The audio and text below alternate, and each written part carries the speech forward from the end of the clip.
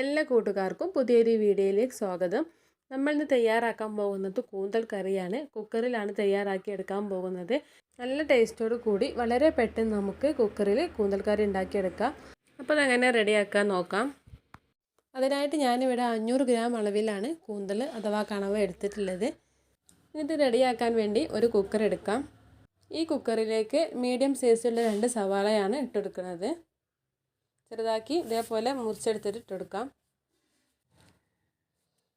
ഇനി ഇതിലേക്ക് വേണ്ട തക്കാളിയാണ്. അപ്പോൾ ഞാൻ ചെറിയ തക്കാളി ആയതുകൊണ്ട് 2 എടുത്തിട്ടുണ്ട്. വലിയ തക്കാളി ആണെന്നുണ്ടെങ്കിൽ 1 മാത്രം ഇട്ടെടുത്താൽ മതി.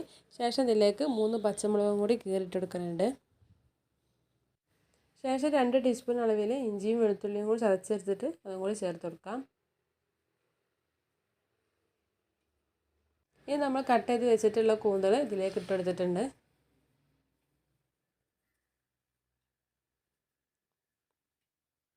ശേഷം ഇതിലേക്ക് ആവശ്യത്തിനുള്ള ഉപ്പും കൂടി ചേർത്ത് കൊടുക്കാം. ഇതിലേക്ക് മസാലകൾ ചേർത്ത് കൊടുക്കുക. അപ്പോൾ അതിനായിട്ട് ഞാൻ 1/4 ടീസ്പൂൺ മഞ്ഞൾപ്പൊടി ചേർത്ത് കൊടുത്തിട്ടുണ്ട്. പിന്നെ 1 ടീസ്പൂൺ നിറയെ മുളക് പൊടിയും കൂടി ചേർത്ത് കൊടുക്കാം. ശേഷം 2 ടീസ്പൂൺ മല്ലിപ്പൊടിയും കൂടി ചേർത്ത് കൊടുക്കുന്നുണ്ട്. ഇനി ഇതിലേക്ക് 1/4 ടീസ്പൂൺ വലിയ ജീരകം പൊടിച്ചതും കൂടി ചേർത്ത് കൊടുക്കാം. ശേഷം കുറച്ച് ഗരം മസാലയും കൂടി ചേർത്ത് കൊടുക്കുന്നുണ്ട്.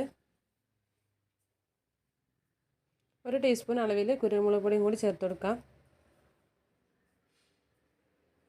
ഇനി ഇതിലേക്ക് 1 ടീസ്പൂൺ ഉലുവയും കൂടി ഇട്ടെടുത്തിട്ടുണ്ട്. ഇതിലേക്ക് കുറച്ച് വെള്ളം ചേർത്തിട്ട് നന്നായിട്ടൊന്ന് കൈകൊണ്ട് തന്നെ കുഴച്ചിട്ട് മിക്സ് ആക്കിയെടുക്കാം.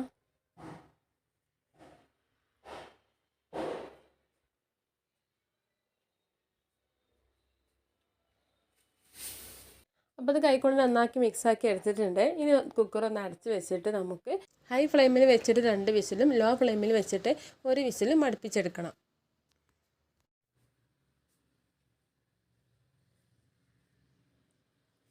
അപ്പം 3 വിസിൽ വന്നതിന് ശേഷം കുക്കർ ഓഫ് ചെയ്തിട്ടുണ്ട്.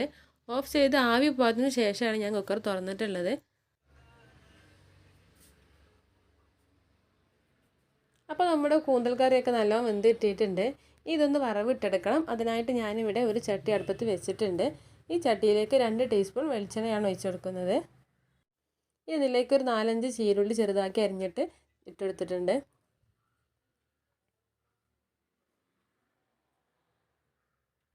ഉള്ളി ബ്രൗൺ കളറായി വന്നാൽ നമുക്കിതിലേക്ക് കുറച്ച് കറിവേപ്പില ഇട്ടെടുക്കാം.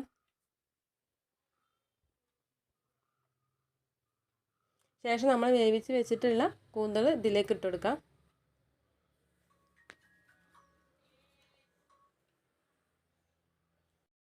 നിങ്ങൾക്ക് കറിക്കനുസരിച്ച് കൂടുതൽ വെള്ളം ആവശ്യമുണ്ടെങ്കിൽ കൂടുതൽ വെള്ളം ഒഴിച്ചു കൊടുക്കാം. ഞാനൊരു ഗ്രേവി ടൈപ്പിലാണ് ഉണ്ടാക്കിയെടുത്തിട്ടുള്ളത്.